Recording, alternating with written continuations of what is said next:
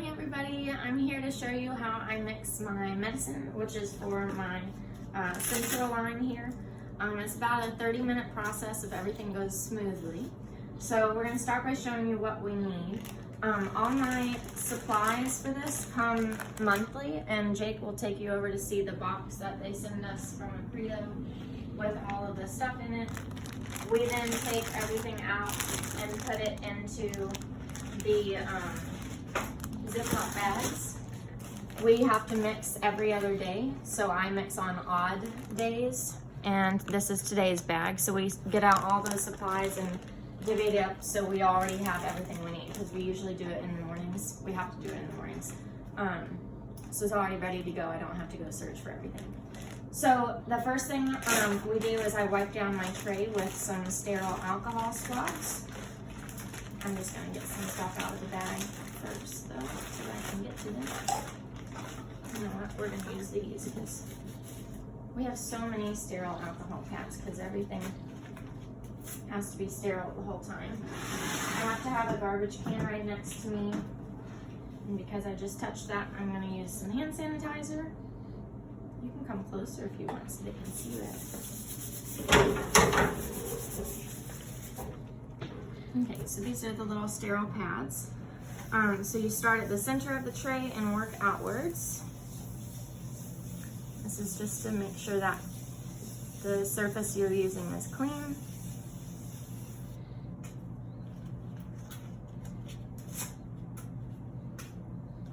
The Remodulin is a constant infusion, and if it were ever stopped, it could be fatal to me. So we have to make sure that I mix the medicine on time.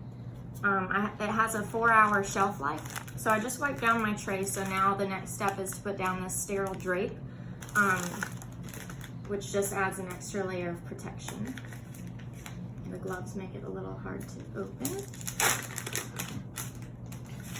And then I have a little space to touch on the edges, but I have to be careful that I don't touch in the middle. And they don't sometimes put the edges on the folds either, so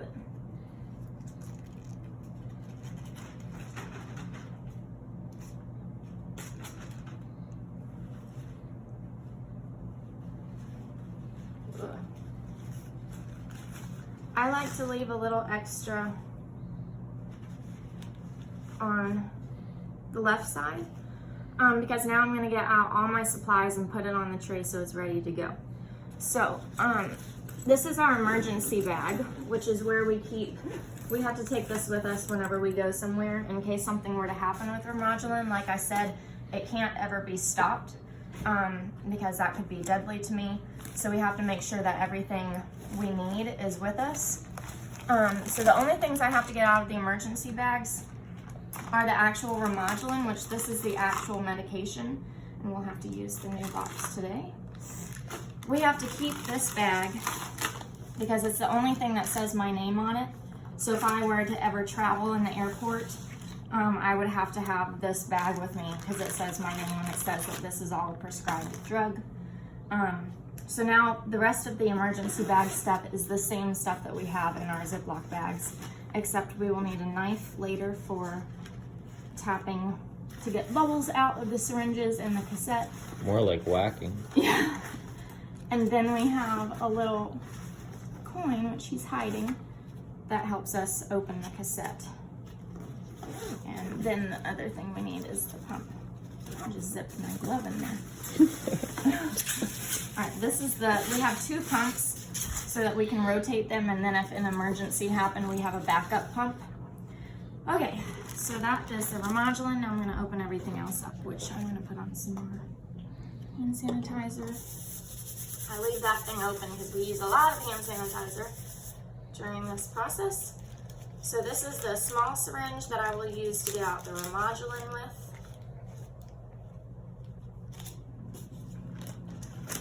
These are called sterile diluents. It's like water, kind of.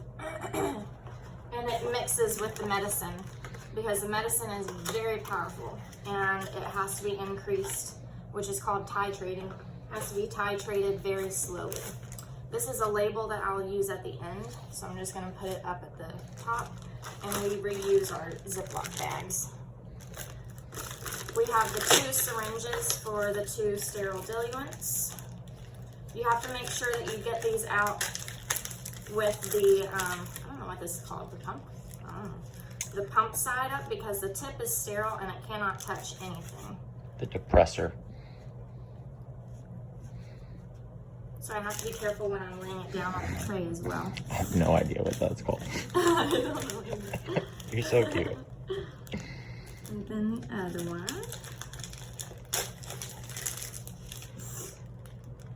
If I didn't know any better, I thought you were trained in the medical profession. These are called spikes. And when we open up, oh, we'll need 1/3 one since we're opening up the new Remodulin. So we have a box of extra supplies. So Jake is my little go-getter when we need an extra. So he's gonna go get an extra spike. And then when you bring that one over, I'll show you how we have to get those out of the bag. So you pull, and then I can't touch this top and I can't touch the bottom, so I grab in the middle, and then I stand it upright on the tray. And then we have lots of garbage, that's why you make the garbage sets. This is the cassette that attaches to the pump. It comes with a red cap. This is the sterile red cap that I put back onto the Remodulin, because we will throw this one away and then use the new one. The cassette this is why we have the mug. It has to sit upright like that. And this is what will attach to all the tubing, which I'm seeing that our bag did not have a set of tubing either, baby. Well, that's not surprising, because No, we're it's always pulling tubing. The tubing is the hardest part, because you have to make sure that all the bubbles are out, because this line is connected to my heart. And if you have air bubbles going to your heart, it's not good. So we've had to change the tubing several times when we have not gotten all the bubbles out of the cassette and then ended up with bubbles in the line. A little scary, but it's okay. So I'll just wait for the tubing.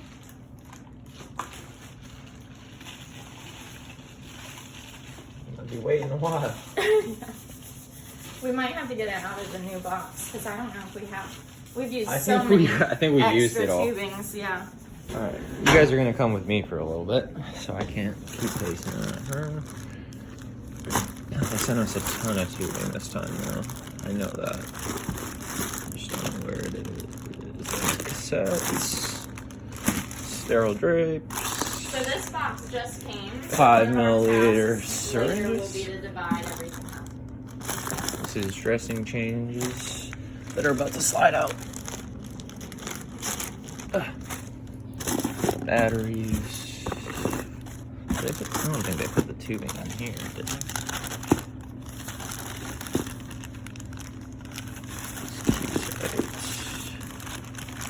No, they put the tubing on here.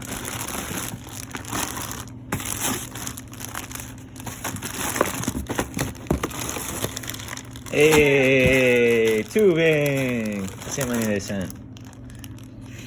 I need to go ahead and get started. I think they sent like 20 instead of 17. They sent 20. It's on the box. It's on the bag. Okay. I was just looking really quickly. So the tubing I don't need until the end, so I just put it up at the top and I leave it closed so it can stay as clean as possible. And now we are going to begin. So I'm going to do another thing of hand sanitizer. I'm using medium gloves today instead of small, because I don't have any more small. So we'll see how this goes. All right, so the first thing we do is called spiking. So I'm going to remove the red cap and then the yellow caps from the diluents. This is an extra Remodulin, because we're right down at the very bottom now of this bottle. This medication ranges between $5,000 to $25,000 a month. So we try not to waste any of that medicine. So I'm going to remove the red cap from the Remodulin. Do you want to come, can you see everything really good? From right here, yeah. And then I'm going to scrub the hub is what it's called. This is where the syringe is going to go in, so I have to make sure it's clean.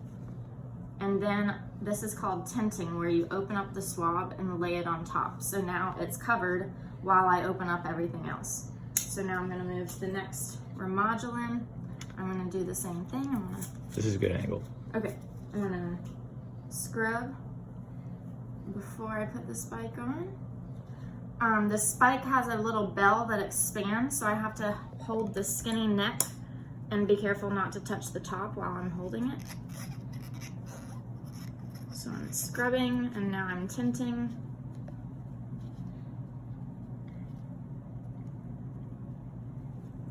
Then with the diluent, I do the same thing. This is where Jake usually holds the pads for me because I have to use so many. He's a good little assistant. Scrubbing and then tinting, and then our last one.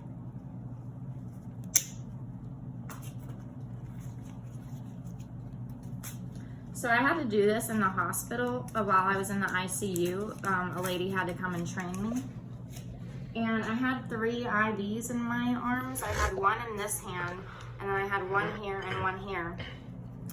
And she asked me if I was going to, she asked me to do this, and I said, I don't think I can. And then she basically demanded that I had to, and I basically demanded that I didn't have the capability of doing it. So my mom came and saved the day and stood up as Mama Bear and was like, she is not doing this. And so my mom did it the first time. I'll continue the story in a second. So now I have to pump the syringes to, I think it like gets air out. I forget the purpose of it, but we have to go like this. You break the seal. Break the seal and do something else. And then you're also just like lubricating it so that it doesn't. Yes, thank you. You're welcome. This sheet tells me how much medicine I need to do. So usually I actually open it up before. I just forgot. I can see it, but I want you guys to be able to see the sheet. So right now I'm titrating every day, which means I'm increasing my medicine. Today I will be at 20 nanograms, which is actually the beginning of therapy for my condition. But I will continue titrating until we hit a dose that is effective for me. So I could be up in the 40 to 60 range is what Dr. Alvarez predicts, but I might even be higher. So I have to look at how much I have to draw out of the syringe, out of the container with the syringe. So today I have to draw out 4 milliliters. So we use that sheet a lot, and I'm actually gonna have to use both of these. So you take the syringe and you have to push it onto the spike first. And then once it's pushed on, then you twist, but you can't overturn it or you'll end up damaging it. So I had, oh, I did this wrong already because I'm talking. Before I attach it to the spike, I have to draw it down to where I need the medicine to go, which is the 4 milliliters. If you work in this area, it'll be better. Okay. There we go. So I have to make sure the line is right at 4, and then I can attach to the spike. Perfect. Now I push up with the syringe. Yep, you're right there. And I'm creating a lot of air bubbles. So I'm just gonna draw down until the medicine is gone, which it's gone now. So because this Remodulin is now empty, I'm gonna throw it away. Usually we never throw the Remodulin away because that is the expensive medicine. So now I'm going to the second bottle of Remodulin. You just happen to be seeing us switching to a new one. And I'm gonna push up again because I have some air. You're so good at this. And then I'm gonna draw down to the 4 milliliter line.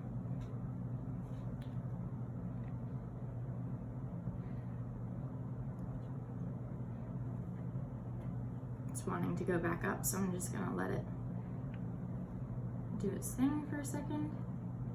This is what happened to us the other time we had to switch to a new bottle. It was really hard to get it to stay downwards.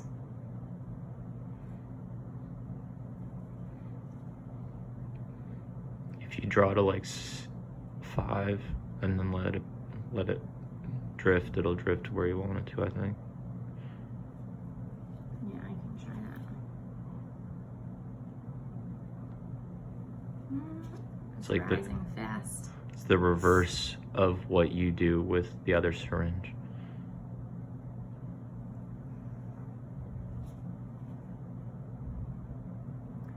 Do you see what I mean? So I might just have to hold this because it's still resisting. The next part is you have to look and see if there are air bubbles, which there is one if you want to zoom in. We have to get all the air bubbles out, especially when it's the medicine. So I have to, this is what the knife is for. I tap along the sides to get the bottom bubbles up at the top. With this syringe, we usually don't have an issue with the small one. With the big one, it could take a while. How's it going? It's not wanting to stay at 4. I have to hold it pretty tight. The trouble that we have with this syringe sometimes is then getting the air bubbles at the top, because there's so much Remodulin in here compared to the size of the syringe that I can't usually let in an air bubble at the top. So I have to then use the knife and try to let in an air bubble, but it doesn't really work. But we are actually good to go there. I just have to get this back down to the line of 4. Sorry. So because this is resisting, I'm going to, usually I turn this upside down to get the syringe off, This is a good but I'm one. actually going to take it off like this so that I can hold the syringe.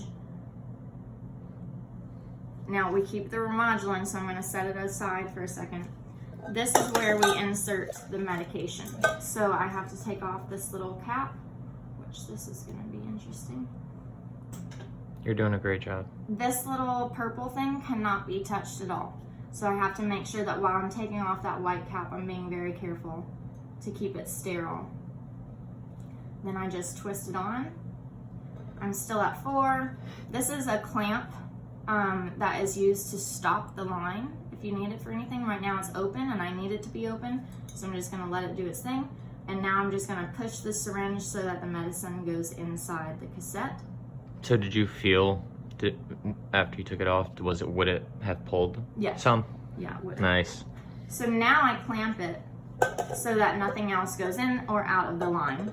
And I leave this syringe attached until the next one is ready to go so that it keeps that area closed. This is the Remodulin that we now are keeping until we run out of it. So that's what this little red cap is for. And I have to be careful as I open it. They put the bottom at the top. So I cannot touch that part because it's where it touches the Remodulin. So I have to grab the top of it and then I push and then I twist. Oh, but it went crooked. Okay, don't laugh at me. Then I have to keep this in this bag because like I said, if I were to travel anywhere, which I can't do right now, but if I were to go on a plane, I have to have this with me to say that this is my medicine and it has to stay on my body and in my body because it's attached to me. I shouldn't, well, this doesn't really matter. I did put this on the tray. Technically, it was sterile from the beginning because it was in the cassette bag, but had this been another wrapper, say of the syringe that had been in the Ziploc bag, I could not have put that on the tray because it was not sterile and I just contaminated my whole tray. But this one was sterile because it was in the cassette bag. She would have made a Jake mistake. Those are the mistakes Jake makes all the time. So now with the big syringe, you can see how there's a little seal up there. This is the one where we actually break the seal. The small syringe doesn't really have a seal. Then we lubricate, like Jake said, the fancy word. And then I have to look back at this sheet to see how much diluent I need. You have to have 100 milliliters of solution in this cassette. So we just used 4 milliliters of solution, that was the medicine. So 100 minus 4, we have 96 milliliters left, which is what this sheet says right here. So then I just divide that by 2. I'm gonna fill up my first syringe with 50 milliliters and then the second with 46. I always do my 50 first because that's what my trainer taught me to do, and then I'm able to remember, okay, I've done 50. Now I need to do the one that has less. So I pull to the line, I untent the diluent, and then I pop this on, so I have to push first until it can't push anymore, and then I twist. You have to make sure it goes on correctly because we've had it spew out diluent before, which is really fun. So I push the syringe down with my hand like this, and then you have to release it, and it just lets in some solution at a time. I'll try to hold my hands down here so you can see. That's a good view. And you can see there's already a ton of air bubbles in this syringe. So that's the frustrating part, because then we have to get them all out. All right, so now I draw till the base of, we call it the base of the volcano, hits the 50 line. And now I have a ton of huge air bubbles. We have to get out all the big ones until there's nothing left except for what we call champagne bubbles, which are really tiny ones. It's okay. Oh, you can hold it if you want. So some of them come up super easily. As you can see, there's already only a few more that we have to get. You can imagine having to do this with 3 IVs in your arms. Yeah, right. So my mom did it the first time, but then Melinda made me do it the next time. And I actually could only get to this part, and then I had to lay down. My heart rate and my blood pressure had both spiked. So there you go. That's what happens when you're in the ICU. Okay, so I've gotten all the air bubbles off the volcano, but now I have to get them out of the top. And this is where I actually let in an air bubble. So I have to tilt it and angle it, and then I pull down with the syringe handle. And so now I have a big air bubble that is going to gobble up like Pac-Man all the other small bubbles that are at the top. And then I have to stand it up and push really slowly to get that air bubble back in, because sometimes when I push too fast or I don't stand it up, it leaves an air bubble clinging to this seam or crease. And then I have to make sure my measurement is correct, so I'm at 50. I don't see any more air bubbles. Sometimes I have Jake double check me. And then I'm gonna actually leave it standing up, because we just read in our little pamphlet thingy to leave this standing up, which I was not taught, but the diluent we just throw away. So there it goes. Oh, it slid down. This is the problem with these syringes, is it usually wants to fall down. So I'm just squeezing a little bit out as I get back to that 50 line. And then I have to carefully take off this syringe. So I've learned to use multiple digits now. There we go. Look at the dexterity. Oops, it fell out of the trash can. So now I'm twisting back on. Remember, I had closed my clamp last time, so now I have to open it back up so that it can actually flow through. My finger is wet, so it's not going. And then I actually like doing it this way. So I'm just pushing it into the line, and you can see it filling up the cassette.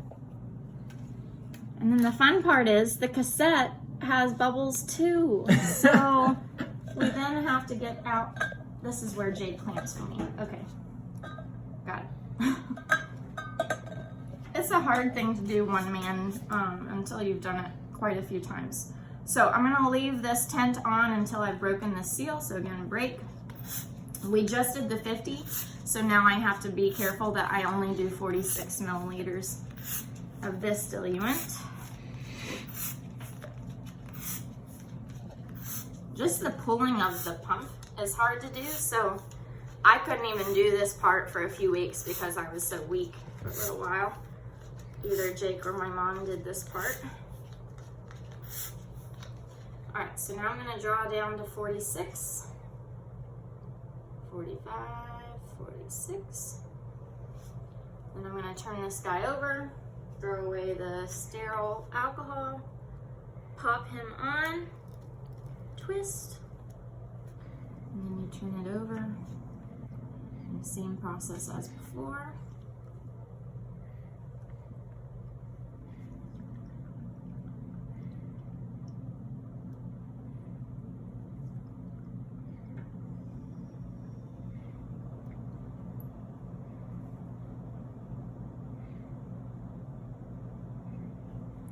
We had to do this at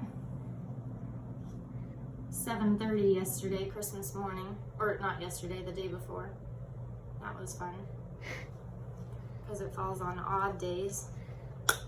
Which meant I also had to do it on my birthday.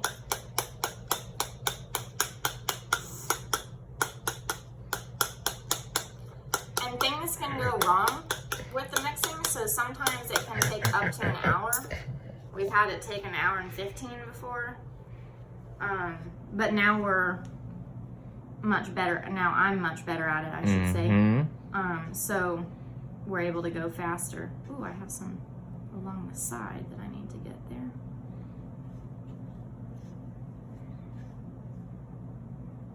Uh-oh.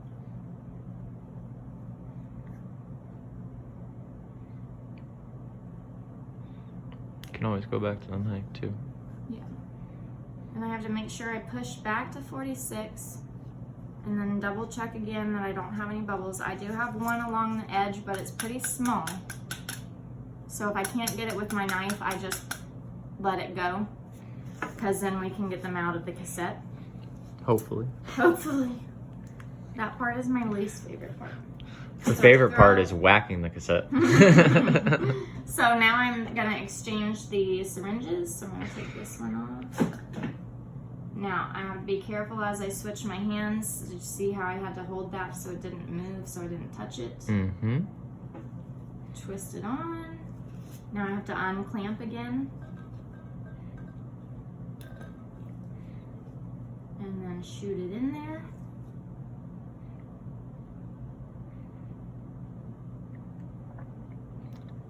And it goes kind of slowly because there's resistance now in the syringe. Could also turn it up. Yeah, I could also stand it up like I did the last time, which seems to work a little better because then I don't have to rely on just my fingers. And then I have to clamp as soon as I'm done. So you can see how at the end there it squirted air bubbles into the tubing. So we have to get those out too, which we will when we do something that's called priming. So now my cassette is filled. I don't have anything else to put in here. Now I have to get out all the air bubbles, and you can see that there's a bag inside the cassette because as it pulls the medicine, that bag shrinks so that the medicine will keep coming out. I have to mix the solution so that the diluent mixes with the medication, but that can cause more air bubbles to happen in the folds of the bag. It's a bad design, in my opinion. So, Acredo, if you're listening, y'all need to come up with a different cassette thing. A different cassette bag, a different cassette, I don't know. But it's really irritating because you will think that you have gotten all the air bubbles out, and then one will magically pop up. It could be a huge one that was in the fold that you couldn't see because of the creases. And again, those air bubbles, it's going straight to my heart. I have one last line of defense, which is a little air filter that I'll show you in a little bit. But that air filter, if the bubble is too big, it can only break it down smaller. It might not get rid of it completely. So I just mixed it. Now my focus is going to be eating up the bubbles. So I usually tap first because, yeah, I can see there's a huge bubble down here. I don't know if y'all can see that or not. There's a huge one there, and then there's a pretty big one over here. Those have to come out. So, I don't know. Can you see that? Yeah, I think you can see it. Okay, so I'm gonna start by whacking it, which I love to do because I hate the cassette so much. But, as you can see, this also causes more bubbles. So I have to be very careful that I'm whacking with the correct amount of force and not just making this a lot harder for myself. It's fun though. Yeah, there's a fine line, and I cross it usually. So I can also use the knife to help me. I don't find the knife to be very effective with the cassette. I find the tapping on the table is the most effective.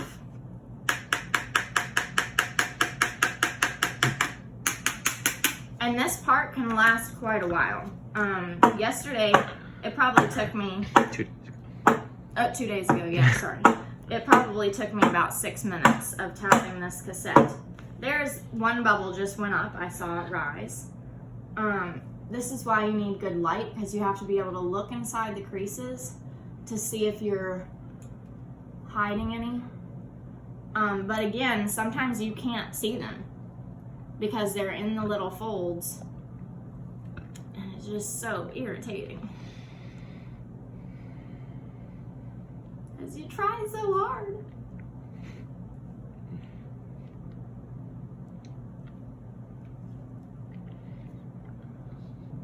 I have to get the little guys out too, so I'm just kind of going back and forth because there's some along the sides. I think I have gotten them all out, but it scares me because that happens so quickly. It's usually not so fast to process. But I don't think I see any others.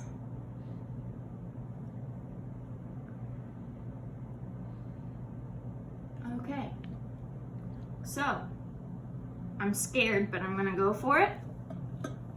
We put the cassette back into here. This is where I now put on the tubing. So I'm gonna pull it out. There's a side of the tubing that attaches to me, and then there's a side that attaches down there. It has little caps, so right now I can really touch it anywhere. It doesn't matter, but once I take off those little blue caps, I have to be careful of where I touch it. So right now I have tubing on me that looks just like this. This is the air filter I mentioned earlier. So you can see how small it is. So if it's in a big air bubble, it's only going to break it down. It's not going to completely absorb it. But if it's a smaller air bubble, it can sometimes just get rid of it for you. This is the side that connects to me. So I'm gonna leave that side over here. And this is the side that attaches to the cassette. So I'm now going to take off the syringe, and I'm gonna leave it. Wait. Oh no, I'm not going to attach. Nope. We skipped a step. You have to draw First, out. we have to draw out the air from the cassette. We did this 2 days ago too. I've never forgotten to do that before. So I just unclamped it, and you can see my syringe is already, I'm not even doing anything, but it's already pulling up. It's drawing out that air from the cassette. And I keep drawing a little bit until it fills up the cassette, the syringe a little bit, because then I make sure that it has gotten bubbles out. Looks like there's one in that back seam. Know where your fingers are? Tell me now. I don't see one. Oh, I thought this pocket was one. Oh, okay. That pocket scares me because it doesn't look like it's actually fully inflated. If you see the tubing now, that got the air bubbles out of the tubing too. So now there's so much air, and you can see some of the bubbles hanging from the top of the syringe up there. So it got out a lot of the air.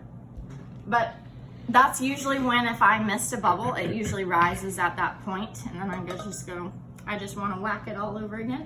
Now I'm going to take the syringe off, and I'm going to put on the new tubing. So I have to take off the blue cap carefully, because now this is going to be a sterile tip.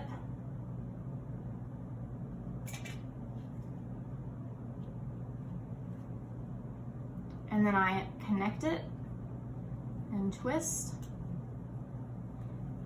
Now, I'm not going to connect it to me yet. There's one other thing we have to do. I remove this little blue piece, and we're going to connect it to the pump that I am now switching to. This gives each pump a break. This is just a little protective guard, so I'm going to now use my coin to open it up. So I just turned the coin and that popped off. Now I'm going to put the cassette on. So I have to push it, and I'm going to use my coin to spin it. And you have to keep pushing until it can't go any further. So now it's connected to my pump. So now I'm going to turn my pump on and do something that is called priming, which is where it gets the medicine all the way from, right now it's only right here. It's going to take it all the way down to the tube till it's here, so that when I connect it to my body and start the pump, it immediately puts medication into my body. And remember, currently I have a pump on me in this bag that is currently pushing medication through me. And I don't stop that until I'm ready to connect the new one. Right now it's running self-tests whenever you turn it on. And I have to change some of the screens because, again, we're titrating, which means I'm increasing the medicine. I'm talking too fast because I'm out of breath. So when it says stopped, I'm good to go. So I press the next screen, bless you, which is the reservoir volume, bless you. The reservoir volume is speaking to how much is inside the cassette, bless you, Sorry. which should say 100 milliliters because I just put 100 in here. It does, so I'm just gonna hit the next screen. The continuous rate is how fast the medication goes into my body. The last one that I was on 39, but because we're titrating, the continuous rate is going to change. Sometimes it goes up, sometimes it goes down, depending on what dosage you're at. Today I'm going up to 41, so I hit this little arrow, and then I have to hit enter clear so it saves it, and I hit next. Given is how much medication it's actually given me. It's not given me any yet, so it says 0 milliliters. That's correct, so I hit next. The next two screens are things that the pump used to have, but those are features that do not exist anymore, so I just make sure that they're off. And then I'm back to the stop screen. I just go through it one more time to make sure it saved all my information. 100 milliliters for the reservoir volume, 41 milliliters per 24 hours for the continuous rate, 0 given, air detector off, upstream sensor off, stopped. Now I can prime. Before I can prime, I have to unclamp it because it's gonna push medication through the tube. So I'm gonna hit the prime button, and it's gonna do 3 lines, and then I'm gonna have to press it again because the 3 lines just mean it's ready to go. Now I'm gonna press it again, and I have to follow the liquid. And this is when we see if air bubbles come through the tubing as well. So this is sometimes where we've had to change the tubing in the past.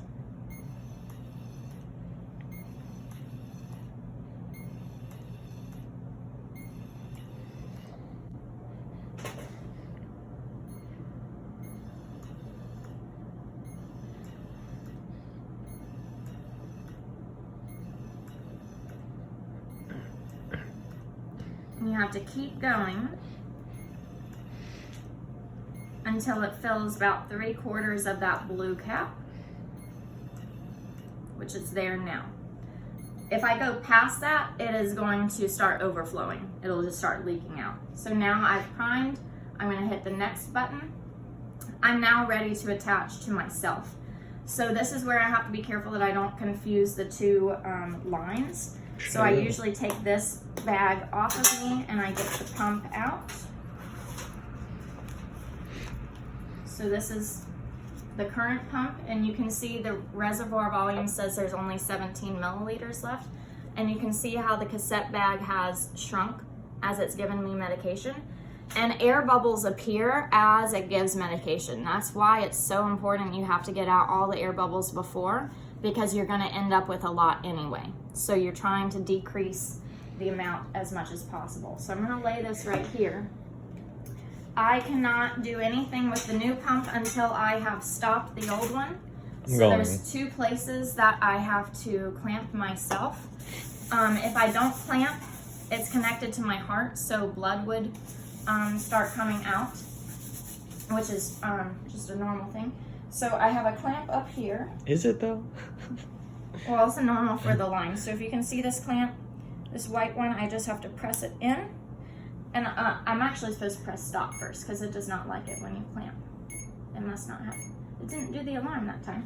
So I've clamped that one, and now I have to clamp down here as well. So this one stopped. This is when I then have to go quickly because no medication is going through my body. So I'm gonna try to show you, but I don't know how to show you. Don't. I just took you off screen. Okay, so I have a little spot where, okay, then I'm gonna unbutton my shirt. Yeah. So you're gonna show me. Nope. So there's a spot, you know, it's just, it would expose where she is but that's just like exactly where the line ends up running. So. And I just touched my shirt, so now I have to put on more hand sanitizer. I'm first going to undo the old tubing, so I'm screwing that part off where it connects up at my chest. And now I am putting the new tubing, excuse me. She has to unscrew the blue cap. She dropped the blue cap. She's got 2 different lines in her hands, and now she's connecting the new cassette tape with the new tubing to the central line in her heart. And now I'm going to cover myself up so you can come back and see now. And then she will unclamp after that. And then yes. You good? Yeah, okay, so now my new tubing is down here. You can see where the little air filter is. This is the Ooh, where there, the connection. Oh, it's a little too high. Okay. Anyway, so that's the air filter. It's now connected to me. Now I need to make sure that I start it before I do anything else. Did you unclamp up there? No, I didn't. This one's unclamped. Thank you, Jake. Oops. Now we're unclamped up there. Can lead to some exposure. Hopefully we didn't get any, I don't know. Okay, so I was now looking at you. we're pressing start. Okay, now it's running.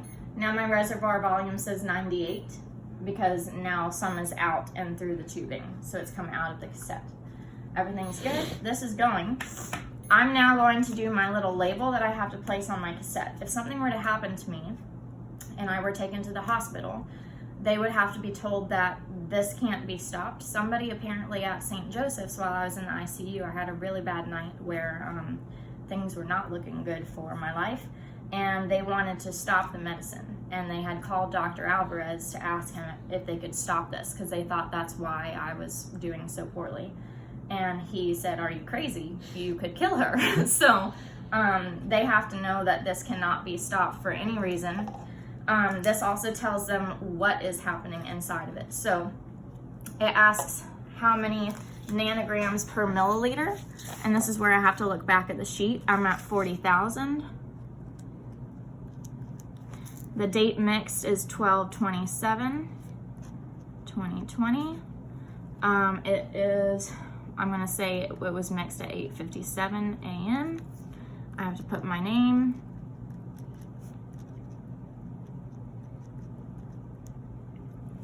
Nanograms per kilogram per minute. That is my, how many nanograms I'm actually at. So I'm at 20 now, which Dr. Alvarez will be very happy to hear that. I am at 4 milliliters of Remodulin. And it's Remodulin diluent, so I have to write that. My dosing weight. Infusion pump rate per 24 hours, it's 41, but the cassette lasts 48 hours. So again, that's why we change it every 2 days. So the use by date will be 12/29. It will last 48 hours. And then I put this label onto the cassette. I can take these off now, actually. So now I'm gonna put my pump immediately back into my bag so that I don't get confused by anything, because now I have to do some stuff with that cassette. So I like to, they could give me a good portion of tubing here, which is helpful for when I sleep. I can leave the bag on my nightstand and have some room to move around a little bit without it pulling my chest. So I just leave a little bit so that I don't ever pull myself. But you have to be careful not to leave too much out, because one day I got hooked to something in the car and couldn't keep walking. So I just have to be careful. This is beeping because it's stopped. So there's lots of little safety features on there. Like if I were to clamp this without stopping, an alarm would go off, which is funny that it didn't go off. I think probably because it didn't have time to register that we had just clamped it. We had done it pretty fast. So I'm now going to go through this screen. I can't disconnect the old cassette until I have changed the screen. I now go and change the screen to match everything that's on this screen. because if an emergency were to happen and I needed to change the pump, this pump will now be set up as this medication that I'm currently on. So I go to reservoir volume, it's down at 17 because this cassette had given me a lot of medication. So I have to hold it down until it gets back up to 100. I'm a fast talker, I have to remember to talk slow. You are a fast talker. All right, now I press the enter clear so it saves. The continuous rate for this last one was 39, but now it's 41. Enter clear. The given says 78.6 milliliters. My kids would correct me and say, no, Miss Mac, that's 78 and 6/10 milliliters. So I press the enter clear and it takes it back to 0. Then I press next, air detector off, upstream sensor off, stopped. I'm just gonna double check. And we're good. Now I can turn it off. So I press this down. Now I use the coin to disconnect this old cassette because we won't be using it anymore. It's no good. And so I throw it away. That's why it's important that I don't get the two lines confused, because if I were to hook this one back up to me, that'd be no bueno. So, anyway, throwing that away. Now I put this little safety guard back onto the pump.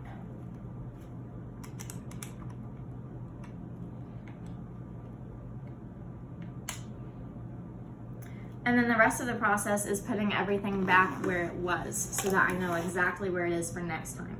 I didn't end up needing the syringe again to pull out air. Sometimes we've needed the syringe again after priming to go back and pull out more air if the air bubbles came up. So I didn't need it again, so I'm gonna throw it away. That's so that we don't have to use another syringe because everything we use costs money. So throwing that away. The coin and the knife I leave in the front pocket of the emergency bag. The mug I always keep in the emergency bag. The pump we put back into the bubble wrap and then back into the emergency bag. And then the Remodulin goes back into the emergency bag.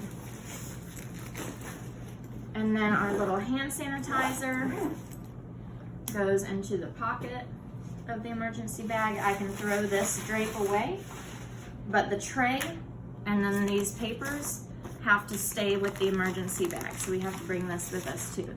Oh, I have to date that I titrated to this today. So I just put 12/27.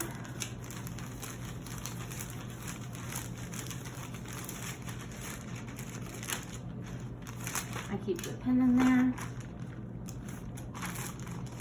And I put this bag on top of the tray. We have leftover alcohol pads, so we put them in the emergency bag so we know where they are. I can throw this away. And minus a full garbage can, we are done. Thanks for watching, guys. Have a great day.